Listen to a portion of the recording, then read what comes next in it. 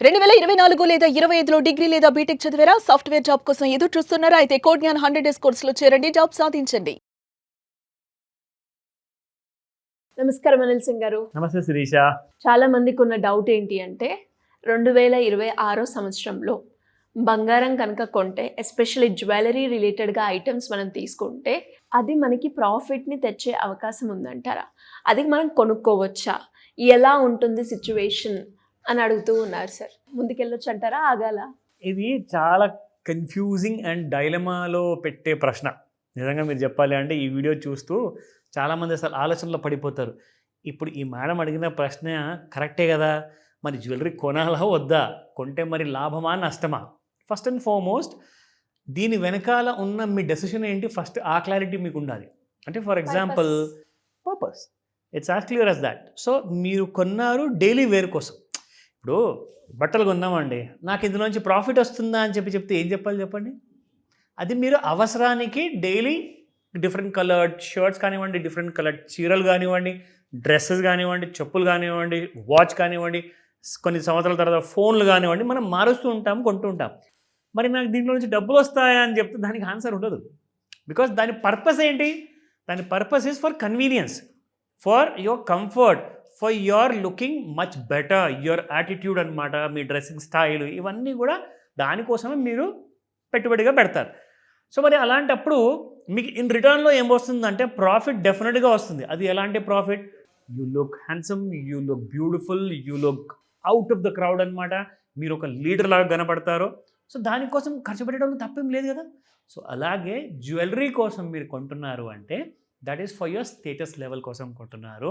మీరు అది అలాంటి జ్యువెలరీ మీరు ధరించేసి మీరు బెటర్గా ఫీల్ అవుతారు. మీకు అర్థమైందా? So that's the kind of nature one has to decide. So నాకు ఒక అవసరమైన వస్తువుని నేను వాడుకుంటాను on daily basis, maybe weekly, monthly or maybe occasional. ఓకేనా? సో మొత్తానికి మీకు ఆ క్లారిటీ ఉంటే చాలు. బట్ స్టిల్ ఇప్పుడు ఇంకొక ఇబ్బంది వచ్చింది మీరు అడిగిన ప్రశ్నలో. అదేంటంటే అసలు మన డైలీ యూసేజ్ కోసం కొన్నా, మన స్టేటస్ లెవెల్ కోసం కొన్నా అసలు కొనడం అవసరమా? అది రేపటి రోజున ఇరిగిపోయింది అనుకోండి, పాతబడ్డది అనుకోండి, దాన్ని ఎక్స్చేంజ్ జ్యువెలరీ కిందకి వెళ్ళి నేను అమ్మితే నాకు మళ్ళీ ఒక సరైన ధర వస్తుందా కదా? That's a big question mark. So ఇక్కడ ఒక రీసెర్చ్లో తేలిన విషయం ఏంటంటే ఎగ్జాక్ట్లీ గోల్డ్ జ్యువెలరీ విషయానికి వస్తే చాలా లాసెస్ ఉన్నాయి. అదేంటి, అది ఎలా ముడిపడుంది మీ బంగారు జ్యువెలరీతో, అది మీకు చూపిస్తా. So let me show you that. Why gold jewelry may not be a smart investment? Experts explain the real cost behind your purchase. Okay na? So first point ఏంటంటే gold has long held a special place in Indian households for generations. పాతకాలం నుంచి ఇప్పటిదాకా ఇంకా రాబోయే వందల వేల సంవత్సరాల వరకు బంగారం మాత్రం నెంబర్ 1 చాయిస్. ఓకే, రెండోది ఇక్కడ చూసుకుంటే పెద్ద పెద్ద ఎక్స్పర్ట్స్ ఏమంటున్నారంటే, అంటే వీళ్ళు మామూలు ఎక్స్పర్ట్స్ కాదండి, వీళ్ళు ఏంటంటే దాదాపు కనీసము ఒక 10,000 కోట్ల రూపాయల నుంచి 10 లక్షల కోట్ల రూపాయల వరకు ఫండ్స్ మేనేజ్ చేస్తారనమాట బంగారం ఇన్వెస్ట్మెంట్లో. ఓకేనా? సో అలాంటి పెద్ద పెద్ద మనుషుల గురించి మనం మాట్లాడుతున్నాం ఇక్కడ. ఇది ఎవరు కూడా జస్ట్ ఒక చిన్న అనలిస్ట్ ఇచ్చిన సమాధానం కాదు ఇది. సో ఇది మీరు విన్న తర్వాత అప్పుడు మీరు మీ కైండ్ ఆఫ్ ఫీడ్బ్యాక్ మీరు ఇవ్వండి, మీరేం ఆలోచిస్తున్నారు దీని గురించి, సో దట్ మన ప్రేక్షకులకి ఒక క్లారిటీ వస్తుంది. Now the hidden cost, jewelry must appreciate between 25 to 30% to just break even అట. ఫర్ ఎగ్జాంపుల్ మీరు ఒక 5 లక్షల రూపాయలు పెట్టి లేదంటే 10 లక్షల రూపాయలు పెట్టి మీరు ఒక జ్యువెలరీ కొన్నారు అనుకోండి, ఆ జ్యువెలరీ మీకు కనీసము సంవత్సరం తర్వాత, 10 సంవత్సరాల తర్వాత, 20 సంవత్సరాల తర్వాత మీకు 30% ప్రకారంగా అది పెరుగుండాలి. అప్పుడే మీరు కొన్న జ్యువెలరీకి మీకు సరైన ధర వస్తుంది, అదర్వైజ్ రాదు. నా ఇందులో ఎందుకు అంత ఇంపార్టెంట్ అంటే ఫస్ట్ ఆఫ్ ఆల్ మీరు పే చేస్తున్నారు మేకింగ్ ఛార్జెస్ పేరు మీద, రెండోది మీరు డిజైన్ ఛార్జెస్ పేరు మీద పే చేస్తున్నారు, మూడోది వచ్చేసి కాస్ట్ ఆఫ్ ఎంబెడెడ్ స్టోన్స్ ఉంటాయి. సాధారణంగా ఆడవాళ్ళకు ఓన్లీ జ్యువెలరీ అంత ఇష్టం ఉండదు, they may like kind of stones also. So brand premium, ఇప్పుడు మీరు పెద్ద పెద్ద బ్రాండ్ షోరూమ్స్ ఉన్నాయండి, బాంబే బేస్డ్ ఉన్నాయి, Delhi based, Kolkata based, Chennai based, పెద్ద పెద్ద కంపెనీస్ ఉన్నాయి. వాళ్ళు షోరూమ్లు పెట్టారు, ప్రతి బ్రాండ్ వాళ్ళ ప్రీమియంని సపరేట్గా ఛార్జ్ చేస్తుంది, అది మీరు కట్టాల్సిందే. అందులో మీరు ఎలాంటి ఎస్కేప్ అనేది ఉండదు. నా 25-30% ఈజీగా ఇదే మీకు అవుతుంది. ఎందుకంటే వాళ్ళు 30% నుంచి స్టార్ట్ చేస్తారండి ఛార్జెస్. దాన్ని మీరు ఒక 5%కో 4%కో తగ్గించేసి ఫైనలైజ్ చేస్తారు. తీసుకోండి లేకపోతే వెళ్ళిపోండి అని చెప్తారు. Simple as that. నా for example, if you purchase a piece of jewellery for ₹1,00,000 today, ₹1,00,000 మీరు ఇవాళ కొంటే ఒక profit if gold prices rise well above 1,25,000 అంటే ₹1,25,000 పైన దాని ధర వెళ్తే 24 క్యారెట్ కాదండి, 22 క్యారెట్ గోల్డ్. ఎందుకంటే మీరు కొన్నది 22 క్యారెట్ గోల్డ్ లేదంటే 18 క్యారెట్ గోల్డ్.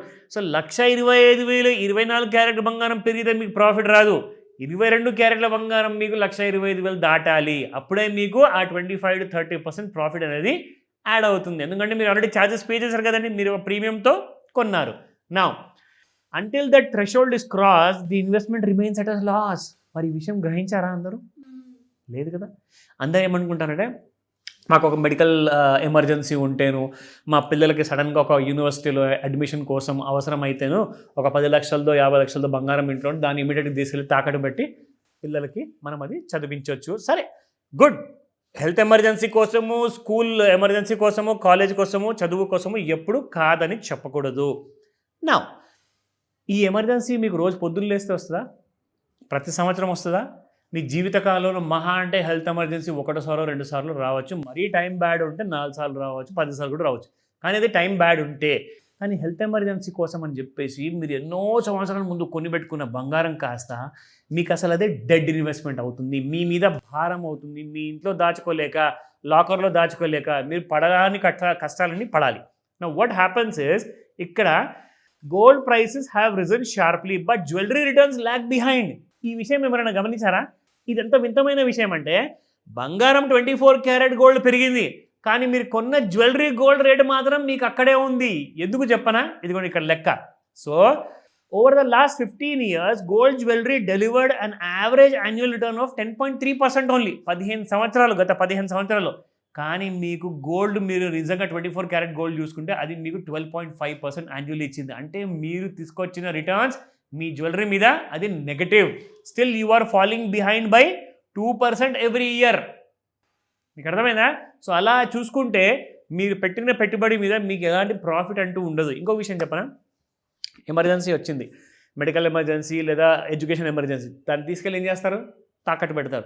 సో తాకట్టు పెట్టినప్పుడు మీకు కనీసము 30 లేదంటే రూపాయి మీరు ఇంట్రెస్ట్ రేట్ కడతారు.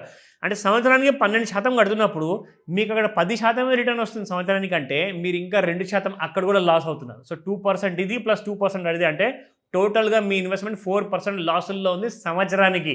సో ప్లీజ్ అండర్స్టాండ్, ఇన్వెస్ట్మెంట్ చేయాలి, నాకు ప్రాఫిట్ రావాలి అంటే గోల్డ్ బిస్కెట్స్ కానివ్వండి, గోల్డ్ కాయిన్స్ కానివ్వండి కొనండి అని చెప్పేసి చెప్తున్నారు ఇక్కడ. Look at that. So most of the India's hold the gold which is held by the lower and middle income house holds. This is security reserve for emergency కోసం అని చెప్పేసి. అని మీకు ఒక విషయం తెలుసా? ఇలాగే ఒకవేళ నెక్స్ట్ 10 years 20 years వరకు ప్రతి భారతీయుడు ఇంట్లో బంగారం అవసరం పడుతుందని చెప్పి భయంతో కొని పెట్టుకున్నారనుకోండి, మన భారతదేశంలో ఎకానమీకి పెద్ద దెబ్బ అది. ఎందుకో తెలుసా? చూడండి ఇక్కడ ముఖ్యంగా మనం చూసుకుంటే మీకు క్యాడ్ అనేది పెరిగిపోతుంది. క్యాడ్ అంటే ఐడియా ఉందా మీకు? డెఫిసిట్ అంటే ఏంటి? మీరు బంగారం కొంటున్నారండి ఒక జ్యువెలరీ షాప్కి వెళ్ళేసి, లేదంటే గోల్డ్ స్మిత్ దగ్గరికి వెళ్ళేసి, అతను గోల్డ్ ఎక్కడి నుంచి తెప్పిస్తున్నాడు? బయట దేశాల నుంచి ఇంపోర్ట్ చేయాలి. సో ఇంపోర్ట్ చేయాలంటే మన ఇండియన్ గవర్నమెంట్ ఏం చేయాలి? డాలర్లో ఖర్చు పెట్టి ఆ బంగారాన్ని మీకోసం ఇండియా లోపలికి తీసుకురావాలి. సో అలా డాలర్ ఖర్చు పెడుతూ ఉంటే మన రూపాయి విలువ పడిపోతుంది, అప్పుడు డాలర్ విలువ పెరుగుతుంది. దానివల్ల మనకు వస్తుంది పెద్ద లాస్ అనమాట. సో కరెంట్ అకౌంట్ డెఫిసిట్ పెరగకూడదు ఉండదంటే నాకు ఒక సరైన మోతాదులో 1 తులమో 10 తులాలో 5 తులాలో 2 తులాలో పెట్టుకుంటా.